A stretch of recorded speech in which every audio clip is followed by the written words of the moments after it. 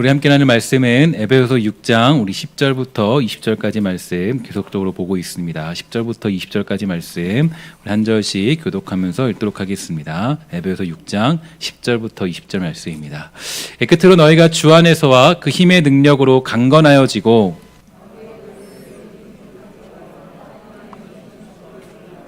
우리의 씨름은 혈과 육을 상대하는 것이 아니요 통치자들과 권세들과 이 어둠의 세상 주관자들과 하늘에 있는 악의 영들을 상대함이라.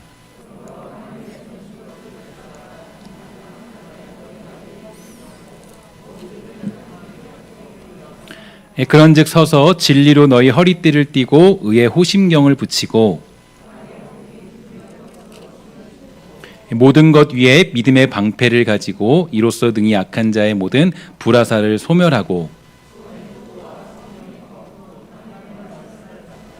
모든 기도와 간구를 하되 항상 성령 안에서 기도하고 이를 위하여 깨어 구하기를 항상 힘쓰며 여러 성도를 위하여 구하라.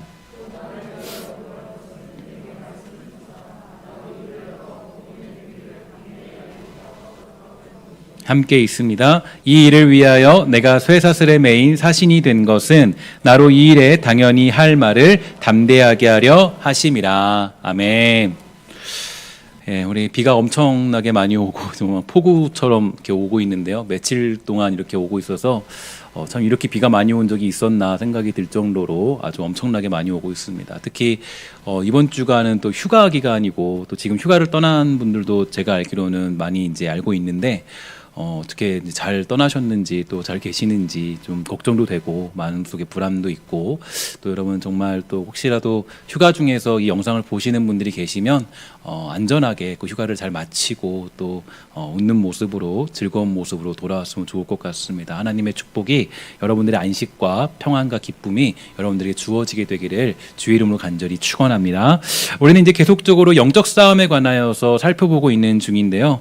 오랜 시간 이제 이런 이야기를 나누다 보니까 이제 여러분들이 아마 이런 생각을 하는 분들이 계실지 모르겠어요. 왜 이렇게 목사님께서 이 주일 3부 예배 때 영적 전쟁에 대해서 강조하시고 말씀을 하시나 생각할 수 있지만 사실 이 문제가 이제 그리스도인으로서 살아갈 때 자기 정체성을 깨닫는 가장 중요한 이야기가 되기 때문입니다. 그래서 제가 이제 목회를 시작하면서 이제 가장 먼저 여러분들과 선포하는 아주 긴 메시지 중에 한 가지인데요. 영적 전쟁인데 이 영적 전쟁이라는 것은 믿는 자로서 절대로 피할 수 없는 운명이고 우리가 평생토록 이 영적 전쟁을 감당해야 되고 이 전쟁 없이 살아갈 수 없는 인생이고 또 그런 우리가 삶으로 부름받았다는 것은 여러분들과 제가 반드시 그리스도인으로서 살아갈 때 깨달아야 될 메시지가 되기 때문입니다. 우리가 잘 알고 있는 찰스 스펄전 목사님은요. 우리의 정체성에 대해서 다음과 같이 말씀해 주셨습니다. 이 스파르타 군인처럼 모든 그리스도인은 영적 전사로 태어납니다. 그래서 공격을 받을 수밖에 없는 삶으로 운명지어졌고 방어해야 하는 임무가 주어진 것입니다. 그리스도인은 일찍이 구원을 받는 근거가 되었던 믿음을 지켜야 할 필요가 있습니다. 그리스도인은 자신의 진보를 위해 끊임없이 자기를 파수할 뿐만 아니라 대적들을 향해 전진하는 사람이 되어야 합니다. 이렇게 우리에게 강조해 주었습니다. 이처럼 우리는 이 자기 정체성을 분명히 해야 되는데요. 이 싸우는 전사로 살아가야 하는데 우리가 싸우지 않는다면 전쟁을 치르지 않는다면 자기 본분을 잊어버리고 악한 자가 공격해 올 때 무너질 수밖에 없습니다. 하지만 요즘 많은 그리스도인들이 바로 이러한 정체성을 잃어버렸다는 게 가장 아쉬운 이야기인데 우리가 이 전사로 부름받았지만 이 전쟁을 치르려고 하지 않죠. 이 태어난 건 전사로 태어났는데 이 삶은 평화주의자입니다. 그래서 우리가 기억해야 될 것은 우리는 이 영적인 전쟁, 이 싸움을 반드시 해야 될 운명을 가지고 있고요. 또 이 땅에 우리가 보냄받았다는 것을 기억해야만 할 것입니다. 하나님은 예수 그리스도를 말미암아 악한 자의 머리를 밟으심으로 승리하셨지만 아직 그의 졸개들이 남아서 끝까지 우리를 공격하고 있기 때문에 우리는 그들과 이 땅에서 싸워야 될 임무를 받아 지금 이 자리에 살아가고 있습니다. 하지만 정말로 이 많은 그리스도인들이 바로 이 싸움의 방식, 즉 영적 전쟁을 치르는 그 영적 싸움의 방식들을 잃어버리고 말았다는 거죠.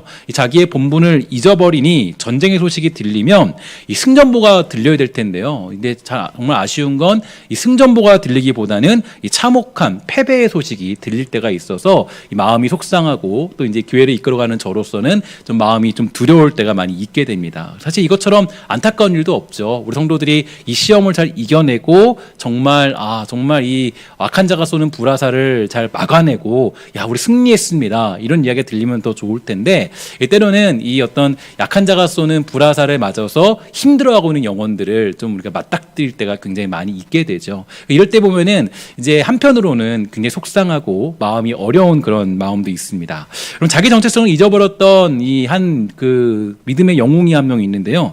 누구냐면 바로 다윗이었죠. 이 다윗은 하나님의 도우심과 인도하심 그리고 믿음을 지키고자 하는 여러 가지 도전들 속에서 경계하며 악한 자의 공격을 능히 이기던 사람이 바로 다윗이었어요. 결국 그는 하나님의 뜻을 따라서 이 왕의 자리에 오르게 되었고요. 이스라엘에서 가장 위대한 왕으로 손꼽히는 그런 사람이 될 수 있었습니다. 하지만 그 왕의 자리에 올랐을 때 다윗이 아주 치명적인 패배를 당하고 말죠. 바로 성적인 유혹에 끌려서 엄청난 그런 짓을 저질렀는데 유부녀와 간통한 것도 모자라서 자기의 충신, 자기를 위해 싸우고 칼을 뽑았던 우리아를 죽였다는 겁니다.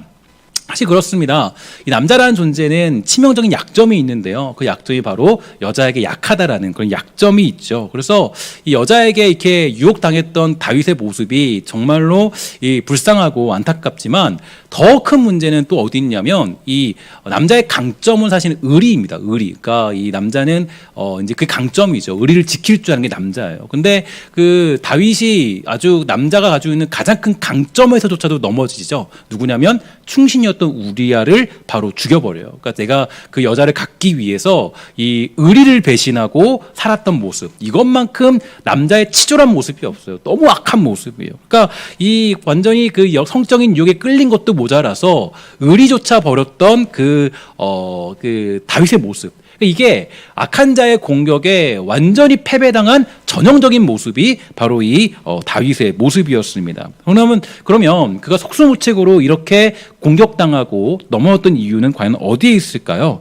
바로 자기의 본분을 잊어버렸기 때문이에요. 내가 스파르타 군인처럼 아주 자기를 잘 경책하고 또 경계하고 자기를 잘 만들어서 싸워야 될 텐데 이 싸움의 자세를 잃어버리니까 이 싸울 줄 모르고 아주 이 믿음의 사단의 그 불화살을 맞았을 때 그것들을 믿음의 방패로 막아내지 못했던 이 안타까운 모습이 있다라는 겁니다. 그래서 오늘 우리는 다시 한번 이 말씀을 보면서 이 정신을 차려야 돼요. 그래서 우리는 전사로 부름받았고 또 승리의 군대로 살아가기 위해서 오늘도 우리가 이 자리에 부름받게 된 줄 믿습니다. 이번 주도 죄로 얼룩진 인생을 살았습니다 라고 눈물을 흘리면서 회개하라고 여러분들을 부른 게 아니에요. 그래서 어떤 목사님이 제가 설교하면서 들었는데요. 그 목사님이 이렇게 얘기하세요. 제발 회개 좀 그만하세요 라고 얘기하더라고요. 그러니까 물론 이게 뭐 회개하지 말라 이런 얘기는 아니겠죠. 근데 우리가 늘 하는 게 회개로 시작하잖아요. 근데 회개 좀 그만하라. 얘기는 뭐냐면 매일같이 그렇게 패배한 모습으로 살지 말아라. 정말 하나님은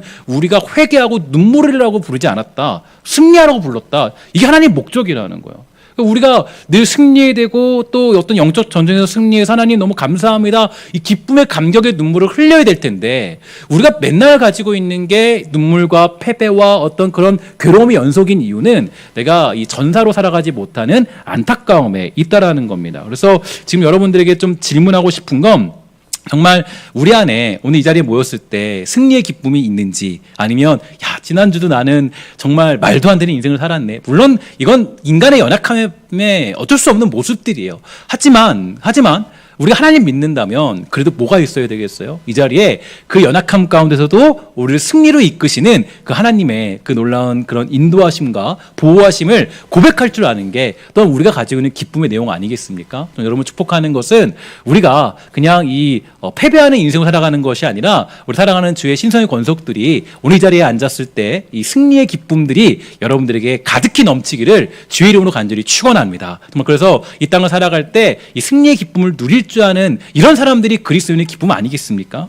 그런 의미에서 우리는 이제 이 사도가 이제 제시해주는 중요한 전신갑주가 있는데요. 우리 지난주까지 이제 계속적으로 이제 내용을 살펴보고 있는데 복음의 신발까지 이렇게 보게 되었죠. 근데 오늘은 믿음의 방패에 관한 이야기인데 이 믿음의 방패를 왜 제시했는가 여기에 대해서는 이 2주에 걸쳐서 한번 이야기를 나누려고 그럽니다. 그래서 일단 오늘 본문에서 이 믿음의 방패가 필요한 이유는요, 이 악한 자의 불화살을 소멸하기 위함이다 이렇게 말하고 있죠. 당시의 불화살은 이 화살촉 뒤에 송진을 바른 끈을 매달고 거기에 불을 붙여서 쓰도록 고안된 것으로 보이는데요. 일단 이 불화살의 용도는 한 사람을 죽이기 위한 것이 아니라 이 건물이나 진지, 즉 아주 이 본거지를 태우기 위한 그런 공격이 불화살의 공격입니다. 이것으로 보아서 악한 자가 어떤 식으로 공격하느냐, 이 무엇을 놓고 공격하느냐, 이게 우리에게 중요한 내용인데, 악한 자가 쏘는 불화살의 첫 번째 특징은 우리의 기본적인 믿음을 흔드는 그런 특징들을 가지고 있다라는 거죠. 우리의 믿음을 흔든다는 것은 과연 어떤 것일까요? 우리의 믿음이 흔들어지고 우리의 기본적인 믿음을 흔든다. 이게 어떤 의미를 갖고 있을까요? 예를 들어서 우리 성도들 중에 누군가 시험 들었다고 가정합시다. 그런 사람이 없을 줄 아는데 어쨌든 뭐 시험이 들었어요. 그러면 우리 생각하죠. 야, 저 사람이 문제네. 아, 저 사람 잘못했네. 왜 저러는 거야? 이런 생각을 할 수가 있게 됩니다. 하지만 정말 그 생각이 옳은 걸까요? 한번 생각을 해봐야 돼요. 전투라는 개념을 생각해 보면요, 사실은 그렇지 않아요. 그러니까 문제가 있어서 문제가 있기 때문에 저 사람이 문제가 있는 게 아닙니다. 뭐냐면 악한 자들은 그런 거 가리지 않죠. 사실 그 사람 자체는 문제가 없어요. 하나님의 부르심 가운데 그 의로운 영광의 부르심 가운데 부름받은 우리가 무슨 문제가 있겠습니까? 하지만 우리는 그 사람의 문제가 있어서 시험에 들었다고 생각하죠. 야, 저 사람 잘못한 거야. 문제 있는 거야. 아, 저 사람 성격이 이상해. 저 사람 뭔가 조금 뭐가 안 좋아. 그래서 시험에 들게 한 존재는 보지 못하고 사실 시험에 든 그 사람에게 집중을 해요. 이것만큼 무서운 게 없어요. 그러니까 우리가 누가 시험에 들었다면, 누가 어떤 뭐 불만이 있다면, 어떤 어려움이 있다면 우리 그 사람을 향해서 집중하지 그 뒤에서 그 너머에 있는 악한 자를 통해서 역사하는 그 공격의 모습들은 보지 못한다는 거예요. 이게 악한 자의 가장 무서운 전략이라는 거죠. 그 사람을 탓할 것이 아니라 집요하게 우리의 약한 부분을 치고 들어오는 악한 자에게 집중을 해야 될 텐데 벌어진 사건과 이 사람에게만 집중할 때가 많이 있게 됩니다. 바로 이것이 악한 자가 불화살을 쏘는 이유라는 거예요. 이 부분에 대해서 이 박영선 목사는 이렇게 해석했습니다. 악한 자가 불화살을 쏘았을 때, 즉 사탄이 공격할 때 우리는 최고의 목표는 사탄이 불화살을 쏘았다는 것을 놓치게 하고 우리 안에서 불길이 타올랐다라고 생각하게 하는 것이다. 즉 사탄의 불화살을 맞았을 때 나는 이렇게 어리석다, 나는 아직도 멀었다, 나는 아직도 죄를 사랑한다, 나는 신자도 아니다, 나 같은 것이 교회 나가는 것은 하나님께 손해다, 이런 생각이 들게 한다. 이렇게 얘기하는 거예요. 그러니까 이제 이 사탄의 공격의 가장 무서운 것은 자기가 쐈는데, 악한 자가 쐈는데 이 악한 자가 쏜 것을 우리가 잊어버리게 만들어서 바로 마치 우리 안에 문제가 있고 아직도 부족하고 연약하고 우리가 나 같은 사람이 무슨 예배를 드려, 우리 신앙을 가져, 이런 식으로 우리를 만드는 게 악한 자의 공격이라는 거예요. 그래서 악한 자가 우리를 공격했다는 것을 놓치게 하고 내 안에서, 우리 안에서 악한 것이 출발했다라고 생각하게 만드는 존재가 악한 자의 공격이 되는 거죠. 나는 왜 이렇게 못났을까? 나는 왜 이렇게 악한 생각이 날까 하면서 고민하게 만들어 자신을 자책하도록 만듭니다. 그래서 예수 믿는 의로움을 자기로부터 찾아서 일어설 수 없도록 하는 것이 그 불화살의 특징이 되는 거죠. 이런 불화살을 맞고 넘어진 사람들이 정말 많이 있습니다. 나 같은 게 무슨 일을 해요? 내가 뭘 할 수 있겠어요? 내가 무슨 하나님을 섬겨요? 내가 무슨 예배를 드릴 수 있겠어요? 저 너무 죄가 많아요. 저 예배할 수 없어요. 기도할 수 없어요. 사실 이런 공격을 가장 많이 당하는 사람 중에 한 명이 누구냐면 바로 앞에 있는 저거든요. 전 정말 이런 공격을 많이 당해요. 제가 열심히 설교를 이렇게 하고 나면요, 시무룩해질 때가 종종 있습니다. 왜 시무룩해지느냐? 이 설교를 했지만 매우 불안한 느낌을 지우지 못할 때가 있어요. 그러니까 설교를 마치고 나서 혼자 자책할 때가 많이 있게 되는데, 나 왜 이렇게 설교를 못했을까? 뭐 이런 생각이 들기도 하고, 그때 이런 말을 했어야 되는데, 이렇게 내가 조금 더 자유롭게 말했어야 되는데, 오늘 설교는 망했어. 이런 생각이 들 때가 있어요. 이상합니다. 많은 사람들이 이 설교를 열심히 들었는데요. 여러분, 설교를 마치고 난 후에 가장 많이 떠오르는 사람은 누구일까요? 어떤 사람일 것 같아요? 제가 보니까 열심히 설교를 듣는 사람들이 죄송하지만 잘 머리에 안 떠올라요. 가장 많이 떠오르는 건 뭐냐면 제 설교를 들을 때 아주 제가 존다고 말한 게 아니라 졸았던 분들 그죠? 그런 분들은 머릿속에 아주 뇌리에 깊이 남아요. 이게 인간의 연약함이고 사탄의 공격인 것 같아요. 분명히 은혜 받는 사람이 훨씬 더 많은데 이상하게도 이 악한 자는 저에게 뭘 떠오르게 만드냐면 야 너가 설교해봤자 듣는 사람 없지? 네가 설교해봤자 누가 듣겠어? 야 네가 설교해봤자 아무 소용이 없어. 이렇게 얘기하는 게 들려요. 오히려 제가 설교했을 때 그 설교에 대한 어떤 설교를 듣고 나서 그 다음에 사람들의 행동 가운데 그 설교대로 되지 않는 모습들을 저에게 막 보여주면서 막 그럴 때가 공격할 때가 있어요. 그때만큼 힘들 때가 없거든요. 내가 정말 설교를 좀 더 잘할 걸, 좀 더 열심히 할 걸, 좀 더 잘 준비할 걸. 근데요, 너무 신기한 일이 있어요. 뭐냐면 제가 지난주인가 한번 제가 이런 비슷한 일을 겪었어요. 그래서 제가 혼자 그 설교를 하고 나서 혼자 자책했습니다. 그래서 혼자 시무룩해져가지고 혼자 설교 오늘 좀 망한 것 같네. 괜히 혼자 힘으로 그렇게 생각했어요. 근데 그때 정말 이상해요. 그러고 있는데 이상하게 그날만 한 3분 정도 지나가면서 저에게 직접 누가 찾아왔어요. 찾아와가지고 오늘 설교를 너무 은혜 많이 받았대요. 저는 정말 생각도 못했어요. 그리고 갑자기 지나가면서 또 얘기해요. 목사님 설교 너무 좋았어요. 심지어는요 3일 뒤쯤에 누가 지나가면서 얘기해요. 지난번 설교 너무너무 좋았어요. 저는 자책하고 괴로워하고 있는데 누군가는 저에게 설교를 은혜 받았다고 얘기를 해주는 거예요. 그래서 제가 느꼈어요. 이게 정말 내가 그냥 그게 문제가 아니라 사탄의 공격이구나. 악한 자가 내가 여기에 자신 없게 서도록 만드는 게 그의 공격이구나. 아주 깊이 깨달았어요. 그러니까 우리는 하나님을 믿고 하나님의 일하심을 믿고 그분의 계획하심을 믿고 살아가야 되는데 사탄의 공격이 어떤 공격이냐? 바로 자기 자신을 의지하게 만들고 하나님을 바라보지 못하게 만들어요. 그러니까 악한 자의 공격, 그 공격이 무서운 게 바로 자기는 싹 감춰버리고 우리에게 모든 탓을 돌린다고. 그게 바로 악한 자의 공격입니다. 그래서 제가 보니까요, 그 당시에 내가 악한 자의 불화살을 맞았구나 그 생각이 들더라고요. 또 약한 자의 불화살의 두 번째 특징은 하나님을 의심하게 만들죠. 예수를 잘 믿고 교회를 열심히 다니다가도 갑자기 어느 순간에 하나님을 의심하게 만듭니다. 예를 들어서 전능하사 천지를 만드신 하나님 아버지를 내가 믿사오며 고백하고 있는데 갑자기 뭐가 떠올라요? 하나님이 나에게 응답해 주지 않은 내용들이 갑자기 떠오르는 거예요. 아니 전능하신 분인데 그것 하나 못 해줍니까? 전능하신 분인데 우리 사랑한 자녀 학교 하나 못 들여보내줘요? 아니 전능하신 하나님인데 내가 병 하나 있는데 고쳐주지 못하세요? 이런 의심이 든다는 거예요.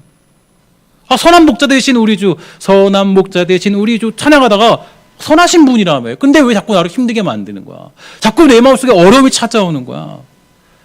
찬양을 부르다가 갑자기 그런 생각이 들 때가 있다는 거예요.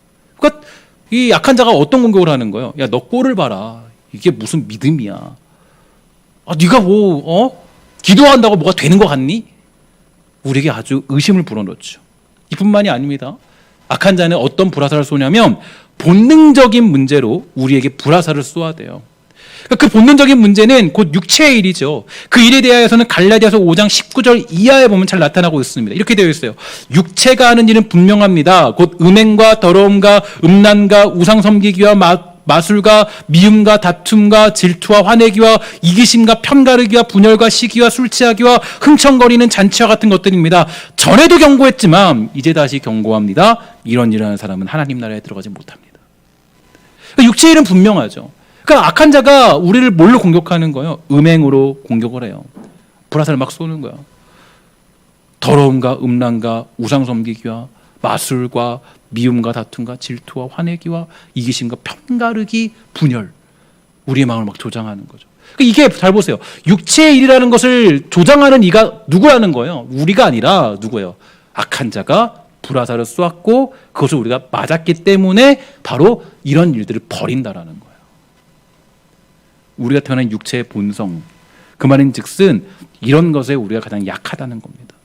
근데 악한 자는 집요하게 이런 것들로 우리를 공격해요. 많은 믿음의 사람들이 음행과 음란으로 인하여 넘어졌고 예수를 믿으면서도 신앙을 우상 섬기듯 하면서 신비한 것을 쫓아다니는 것은 물론이거니와 이기심과 편가르기, 질투와 화내기는 기본적으로 우리를 따라다닙니다. 이것이 우리의 약점이 돼요. 그래서 우리는 그 악한 자는 그곳에 집요하게 불화살을 막 쏘아대는 거예요. 아주 집요하게 그 불화살을 쏘아대는 거예요. 그 약한 데서 자꾸 불화살을 쏘아대는 거예요. 우리가 아무것도 할 수 없도록 하나님의 나라를 확장하는 일을 할 수 없도록 만드는 겁니다. 나아가 이제 그들은 우리를 박해하기도 하죠. 그 박해로 말미암아 절망에 빠지게도 만들고요. 믿음 생활을 할 수 없도록도 만듭니다. 지난번에 제가 이 마가복음 강해를 여러분 제가 이렇게 쭉 했는데 한 1년 정도 했는데 그때 말씀을 드렸지만 이 마가복음은 이 날 것과 같은 이야기가 들어있어요. 그러니까 이 마태복음과 누가복음 그리고 요한복음은 여러 가지 그런 저자의 그런 생각들과 상황들이 다 거기에 녹여져 있는데 사실 이 마가복음만큼은 철저히 예수 그리스도가 누구였는지에 대한 그 사실에 집중을 하죠. 이유가 있습니다. 바로 당시에 수많은 사람들이 박해를 당하고 바로 공격을 당하니까 예수님을 잊어버렸어요. 예수님이 하나님의 아들이라는 사실을 잊어버립니다. 그러니까 뭐예요? 신앙을 포기하게 되는 거예요. 그러니까 박해로 말미암아 신앙을 포기하는 이들이 속출하고 있으니까 야 우리 예수님 이런 분이셨잖아. 너희들 잊으면 안 돼. 그 얘기를 하기 위해서 마가복음이 작성된 거예요. 그러니까 이걸 봤을 때 이 약한 자들의 그 불화살의 공격은 박해를 통해서 예수를 믿지 못하게 만들고 부인하게 만들고 신앙을 갖지 못하도록 만든다라는 거예요. 사실 우리가 요즘에 이 코로나 사태를 지나면서도 그렇잖아요. 전염병을 지나면서도 분명 이 시기를 보내면서 믿음이 성장한 사람들도 있는 것 같아요. 그러니까 자기가 혼자 스스로 자기 자리와 위치에서 하나님을 깨닫게 되고 또 예배에 집중하게 되는 그런 사람도 있는 반면에 또 어떤 사람들은 이것을 핑계로 하여서 또 신앙생활을 또 멀리하는 문으로 생기는 것 같습니다. 이게 참 구분하기 힘들어요. 쉽지 않아요. 어려운 상황이에요.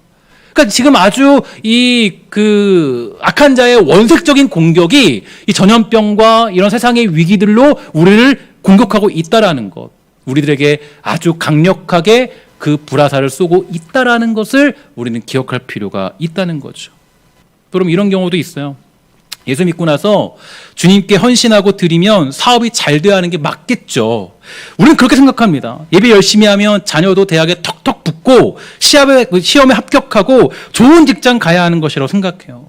그런데 이상해요. 열심히 신앙생활하고 있는데 사업에 문제가 생깁니다. 자녀가 대학에 떨어져요. 직장 구하기도 어려워요. 사람들이 조롱하고 비웃어요. 그렇게 11조를 열심히 하고 헌금도 많이 하더니 꼴 좋다. 그리고 이번 코로나 때를 지나면서 얼마나 냉소를 받았습니까? 얼마나 조롱받았습니까? 야, 교회는 안 걸릴 줄 알았지? 교회 걸리잖아요. 그죠? 교회 나갔다가 너 코로나 걸려오면 회사에서 그 구상권 청구할 거야. 협박해요. 그러면 이게 우리가 지금 받고 있는 불화살의 공격이에요. 그러니까 우리 그렇게 당하면서 여러 박해를 당하면서 이게 거의 사탄의 그 악한 자들의 거의 원색적인 공격인데 그들은 그렇게 우리를 공격하고 불화살을 마음껏 쏟아내어서 우리가 그 신앙생활을 감당할 수 없도록 만들어요. 사실 이런 문제에 맞닥뜨리면 많은 사람들이 당황스러워하죠. 예수 믿으면 잘 풀리고 행복해하는데 박해들이 찾아오니까 거기서 아주 놀래는 거예요. 하지만 그것이야말로 악한 자가 집중적으로 불화살을 쏘고 있는 겁니다. 결국 이 악한 자가 쏘는 불화살은 저와 여러분들로 하여금 자책하게 만들고 좌절하게 만들어서 아무것도 하지 못하도록 만드는 데 목적이 있습니다. 믿는 자들의 구원은 흔들 수 없고 악한 자들은 이미 패잔병이지만 믿는 자들을 흔들어서 버틸 때까지 버티고 누릴 때까지 누리자는 것이 악한 자들의 전략이기 때문이에요.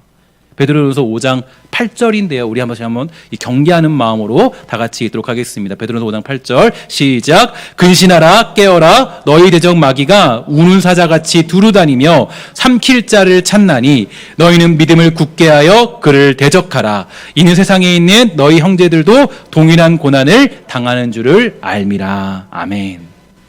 그러므로 우리에게 고난이 찾아오고 문제가 벌어지고 아직도 연약한 부분이 있다는 것에 대해서 이상하게 생각하시면 안 됩니다. 그들은 절대로 우리를 가만두지 않아요. 죄에 넘어질 수도 있습니다. 가정에 문제가 생길 수도 있어요. 또 정말 어려움이 닥쳐올 수도 있어요.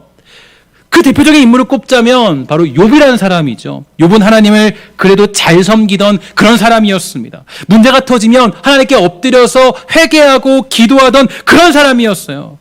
당대의 욥은요 가장 믿음이 좋다라고 알려진 사람이었어요. 그러나 욥에게 고난이 찾아옵니다. 아픔이 찾아와요. 바로 악한 자는 그의 재산을 건드렸고 그의 자녀를 공격하면서 그의 아내를 통해서 집중 포화했습니다.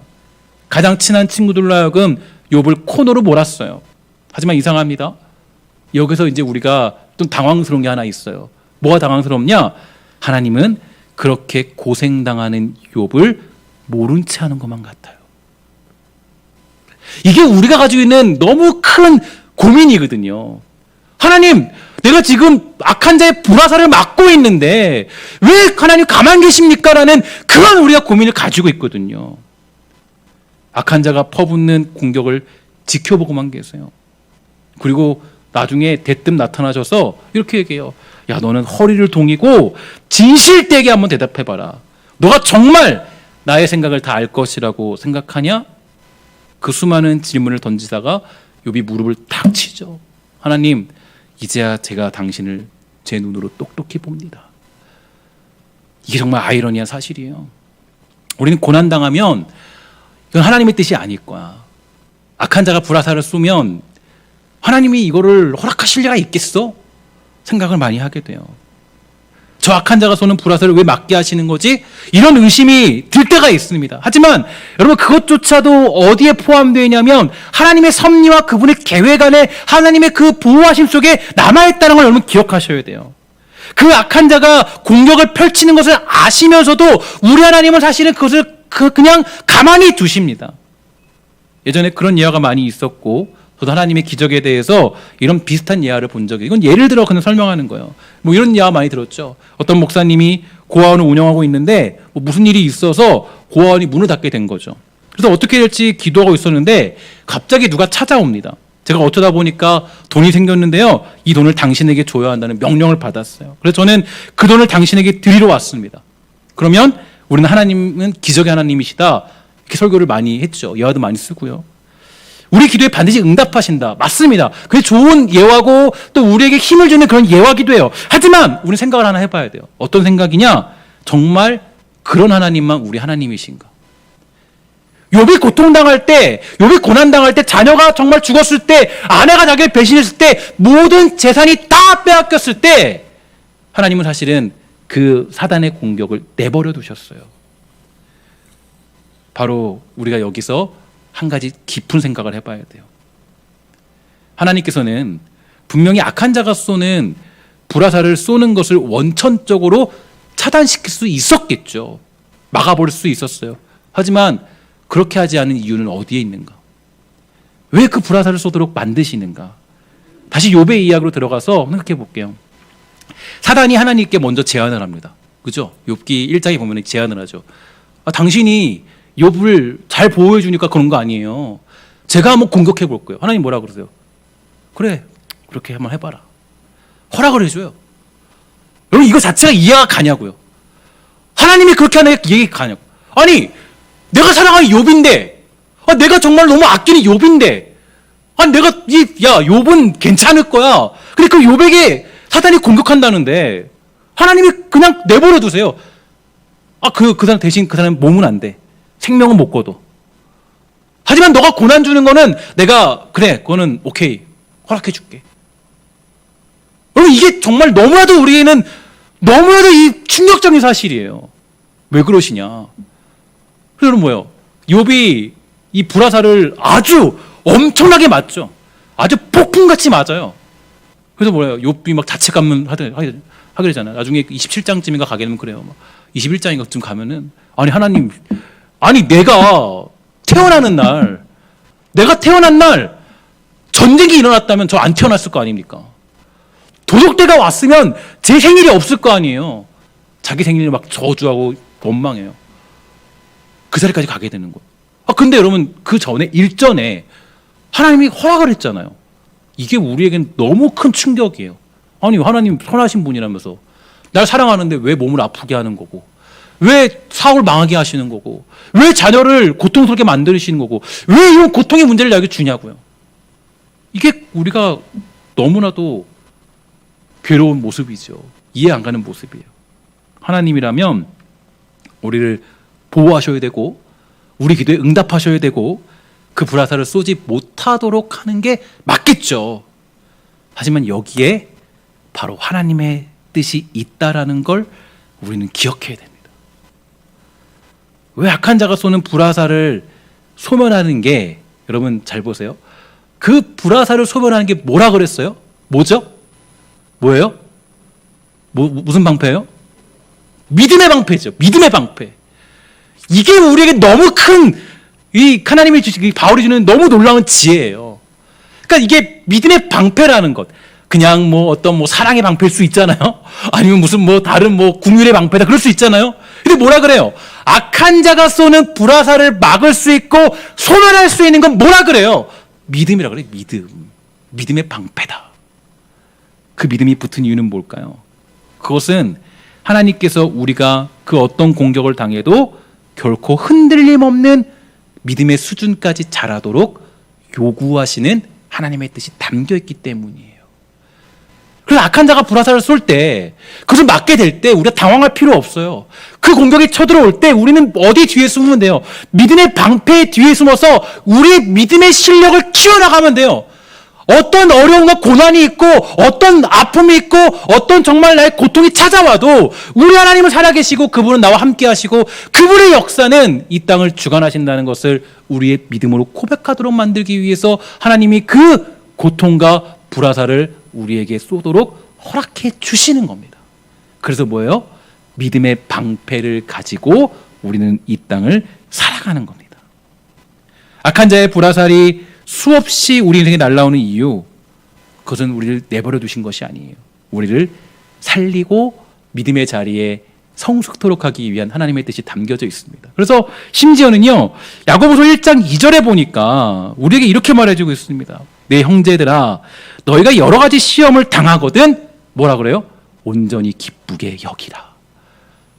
역설이죠, 역설. 시험을 당하면 뭐 해야 돼요? 슬픔을 토하고 괴로워하고 원망하고 불평하는 게 맞잖아요. 근데 뭐라 그래요? 너희가 시험을 당하던 어떤 시험을 당하던 너희는 그것을 온전히 기쁘게 여겨라. 왜냐? 믿음의 자리 가운데 우리가 한 단계 더 성숙하는 그 자리로 갈 수 있기 때문에. 그래서 뭐예요? 믿음의 방패가 되는 거예요. 여러분, 우리는 이 사실을 이 전신갑주를 통해서 너무 깊이 잘 깨달을 필요가 있습니다. 자, 최근에 한 책을 보면서 이제 믿음의 영웅, 그러니까 고난의 영웅이라는 책을 봤어요. 이 존 파이퍼 목사님이라는 분이 이제 그 책 쓰신 건데, 시리즈로 은혜의 영웅들 이런 책들하고 쫙 이렇게 있어요. 너무너무 그거 보면서 좀 은혜를 받았어요.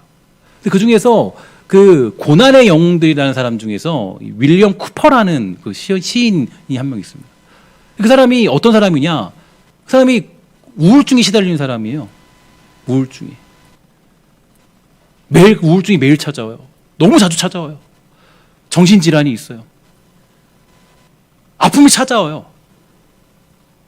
너무나도 힘들고 어려운 인생. 그러니까 그게 악한 자가 막 쏘는 불화살을 막 계속 맞고 있는 거죠. 근데 놀라운 게 뭔지 아세요? 그 윌리엄 쿠퍼가 아주 엄청난 찬송가들을 작사해냅니다. 우리가 부르는 찬송가 중에 많은 찬송가들을 그들이 작성하고 아주 대단한 우리에게 신앙의 유산들을 남겨줘요. 여러분, 이게 저는 너무나도 우리 기독교에서 말하는 엄청난 역설 같은 거라 생각해요. 우리는 꼭 괜찮아 보이는 사람, 조금 좀 이렇게 상황이 좋은 사람, 이런 사람이 믿음의 길을 걸어갈까 생각하지만, 사실 하나님은 우리가 이 땅을 살아갈 때 그 어떤 믿음의 그런 어떤 그 악한 자의 불화살을 쏘도록 그렇게 남겨두시는 이유가 어디 있냐면, 우리가 믿음의 길을 걸어갈 수 있도록 하나님의 요구가, 여러분들 향한 요구가, 여러분들을 만들고자 하는 그 마지막의 그 완성의 자리가 단지 우리가 그냥 기분 좋은 사람, 괜찮은 사람, 부한 사람, 이런 사람 만드는 게 아니라 어떤 사람을 만들기 원해요? 믿음으로 살아가는 사람을 주님이 만들기 원하시는 거예요. 그래서 뭐예요? 악한 자가 쏘는 불화살을 하나님이 쏘도록 내버려 두신 이유도 바로 거기에 담겨져 있는 것입니다. 그 믿음의 승리는 바로 우리가 이것이죠. 따라합시다. 나를 믿는 자는 죽어도 살겠고 영원히 죽지 아니하리라. 아멘. 우리의 믿음입니다. 끝까지 우리가 결국에는 보게 될 믿음이에요. 결국에는 우리가 가지게 될 믿음의 고백이에요. 나를 믿는 자는 죽어도 살겠고 영원히 죽지 아니하리라. 아무리 고통이 있어도 여러분 이 믿음을 지키게 되기를 주의 이름으로 간절히 축원합니다. 정말 여러분 우리가 어떤 고통이 있어도 이 믿음 가지고 살아가는 거예요.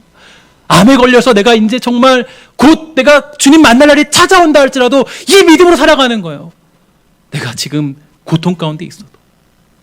제가 영화를 보면서 그 아주 오래된 영화인데 여러분들도 보셨을 거죠. 타이타닉이라는 영화 보셨죠. 제가 그 영화를 보면서 가장 그 기억에 나는 사람이 한 명 있어요. 누구냐면 그 마지막 순간에 뭐 하는 사람이에요? 그 음악을 바이올린을 연주하는 사람이 있더라고요. 끝까지 그 사람들에게 자기의 그 음악을 들려주면서 평안하게 그 시절을 보낼 수 있도록. 저는 그게 너무 큰 감동이었어요. 아주 거의 20년 전에 본 영화인데 이 가슴에 그 어린 마음에 그때 그것도 막 많이 남아 있어요. 왜 남았냐면요. 저는 그게 이해가 안 갔거든요. 아니 그때 그 순간에 그 음악을 키면서 그렇게 살아가는 그 모습이 그게 가능하냐는 살기 바쁜데 여러분 믿음이란 게 그런 거 아니겠어요? 여러분 평안할 때 그냥 내가 그냥 잘 풀릴 때 그때 누구나 믿음 생활 잘할 수 있겠죠. 하지만 어느 때 믿음 생활이 어려워요. 힘들고 고난스럽고 지키기 어려운 시대가 찾아왔을 때 지금같이 비대면의 시대가 찾아왔을 때 정말 막막하거든요. 지난 그 목요일 날 이제 미국에서 목회하는 제 그 친구가 가족 친한 친구가 형님인데 근데 그분이 전화가 왔어요. 그래서 뭐라고 저한테 얘기해 주는 거예요. 야 어떻게 지금 잘 목회 감당하고 있냐 물어보더라고요. 저도 물어봤죠. 어떻게 잘 지내냐고. 근데 이제 미국이라는 곳은 이제 완전히 거기도 비대면의 시대로 완전히 이제 돌입을 했고 이제 자기도 걱정된다, 두렵다, 떨린다 이렇게 얘기하더라고요. 저도 말했죠. 나도 무섭고 두려워 떨려. 근데 저는 한 가지 확신하는 게 있습니다. 뭐냐? 이 순간에도 하나님은 역사하셔서 우리의 믿음을 온전하게 만드시는 이가 바로 우리 하나님인 줄 저는 확신하고 믿고 있습니다. 여러분이 그 믿음의 주인공 다 되시기를 주의 이름으로 간절히 축원합니다. 여러분 하나님은 살아계시죠. 하나님은 우리와 함께 하십니다. 그분은 여러분을 포기하지 아니하시고 우리의 믿음을 그 자리의 완성까지 인도하시는 분이 우리 하나님이세요. 너희가 환난을 당하나 뭐라 그러세요? 담대하라. 내가 세상을 이기었노라. 아멘. 예수님이 우리에게 그 불안에 떠는 제자들에게 믿음이 없어서 아무것도 할지 모르는 제자들에게 말씀하십니다. 너희가 환난을 당하나 담대하라. 내가 세상을 이겼노라. 여러분 혹시라도 힘들고 어렵고 풀리지 않은 숙제 같은 것들이 있습니까? 그러나 담대하십시오. 왜냐? 우리 주님이 살아계시고 우리 주님이 여러분들을 그 믿음의 자리에 굳건히 세우기 위한 하나님의 뜻이 우리에게 담겨져 있기 때문입니다. 영적으로 민감하게 살았던 마틴 루터라는 사람을 여러분 잘 아실 겁니다. 마틴 루터는 진짜 그 종교개혁에 아주 그 중요한 기치를 밝혔고 또 그 시작점을 마련한 위대한 사람 중에 한 명이죠. 마틴 루터가 사실은 영적으로 굉장히 민감한 사람이었다고 알려져 있어요. 그래서 그가 이제 아주 그 종교개혁을 이루는 사람이었기 때문에 이제 악한 자의 집중적인 포화를 받게 된 것입니다. 그거를 아주 민감하게 깨달은 거죠. 그래서 그는 이제 하루 일을 하는 동안 이 마귀가 하도 쫓아다니면서 방해를 하니까 그가 이렇게 말했다 그래요. 잘 때 잠자리에서 야 이제 내가 자니까 그만 가거라 이렇게 얘기했다 그래요. 자니까 그만 좀 해라. 악한 자의 공격이 끝이 없었다는 겁니다. 근데 악한 자의 공격을 받으면서 그 불화살을 쏘면서 아주 정말 그 말도 할 수 없는 엄청난 포화를 받으면서 그때 우리에게 너무나도 멋진 찬양을 하나 지어줬습니다. 어떤 찬양인지 여러분 아시죠? 내 주는 강한 성이요 경기와 방패 되시니. 이게 바로 악한 자가 불화살을 쐈을 때 하나님이 그것을 내버려 두시는 이유예요. 아주 위대한 찬양이에요. 이 찬양을 부를 때마다 힘이 나고 이 찬양을 부를 때 감격이 되고 이 찬양을 부를 때마다 그 악한 자의 공격들을 능히 소멸할 수 있는 자신감이 생기고 만약에 그 공격을 당하지 않았다면 어떻게 우리가 이런 찬양을 접할 수 있겠습니까? 저는 여러분, 우리 주님이 마지막으로 하신 말씀으로 오늘 설교를 마무리 지려고 합니다. 주님이 불안에 떠는 제자들에게 말씀하셨어요. 뭐라고 그랬습니까? 내가 너희와 세상 끝날까지 함께 있을지어다. 여러분, 우리가 이 믿음을 더욱 분명히 하고 견고히 하는 아름다운 신성의 권속이 다 되기를 저는 간절히 소망합니다. 제가 그 2부 예배 때도 잠깐 말씀드렸는데, 저는 정말 하나님이 요즘 주시는 마음이 있어요. 어떤 마음이냐? 정말 저는 앞으로 이제 목회를 잘 감당하겠지만, 하나님 주시는 마음 중에 하나는 그냥 정말 최근에 기도하는데 많이 주시는 마음 중에 하나님이 그렇게 말씀하시는 것 같아요. 야, 너는 정으로 하는 목회하지 말고 사람들을 깨닫게 하는 목회를 꼭 해라. 저에게 주시는 그런 기도의 마음이에요.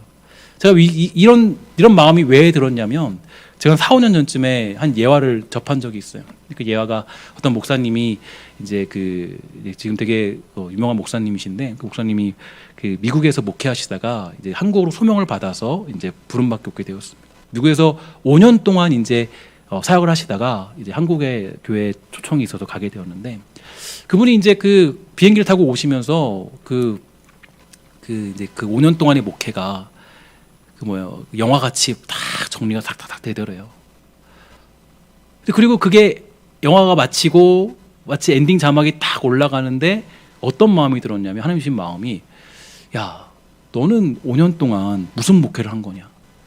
정으로 하는 목회를 하지 않았냐? 그런데 눈물이 막 펑펑 나더래요.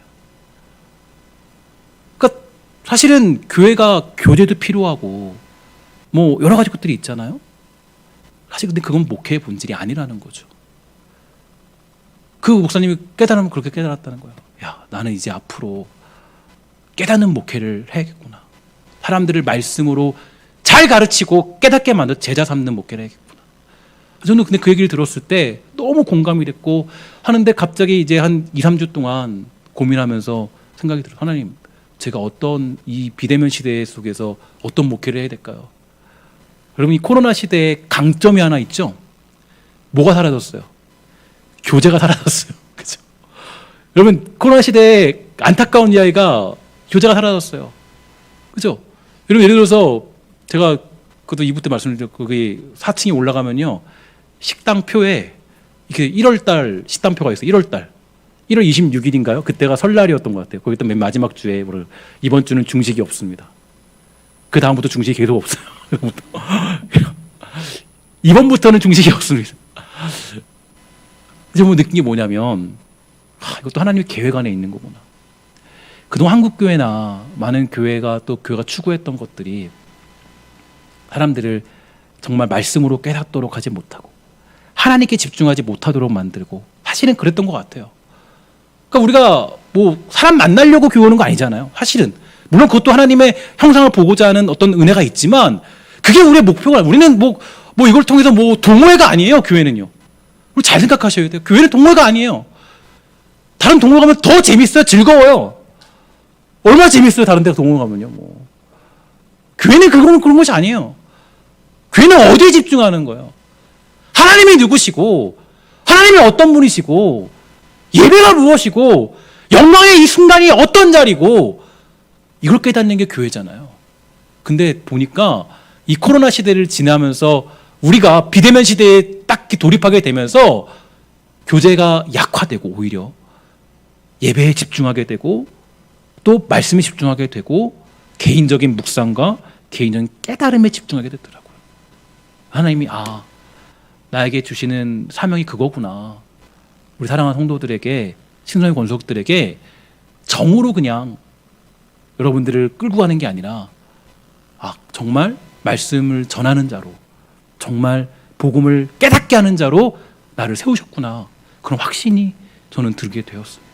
사랑하는 여러분, 오늘 정말 이 시간에 축복하는 것은 여러분들 모두가 우리 하나님을 정말 진지하게 깨닫게 되는 지식이 우리 안에 가득하게 되기를 주의 이름으로 간절히 소망합니다. 주여 주여 하는 자마다 전부 다 천국에 들어갈 수 없다고 했습니다. 하나님을 진짜 본 자들만이, 하나님을 정말 아는 자들만이, 그 예수를 정말 깨닫는 사람들만이 하나님의 나라에 들어간다고 했어요. 여러분, 우리 모두가 하나님을 직접 본 자들로서 우리 그 하나님의 나라와 천국 가운데 영광의 나라에 가는 아름답고 복된 신성의 권속이 다 되시기를 주의 이름으로 간절히 소망하고 축원합니다. 기도하도록 하겠습니다. 우리 하나님, 우리는 이 땅을 살아가며 나아갈 때 너무나도 부족하고 연약합니다.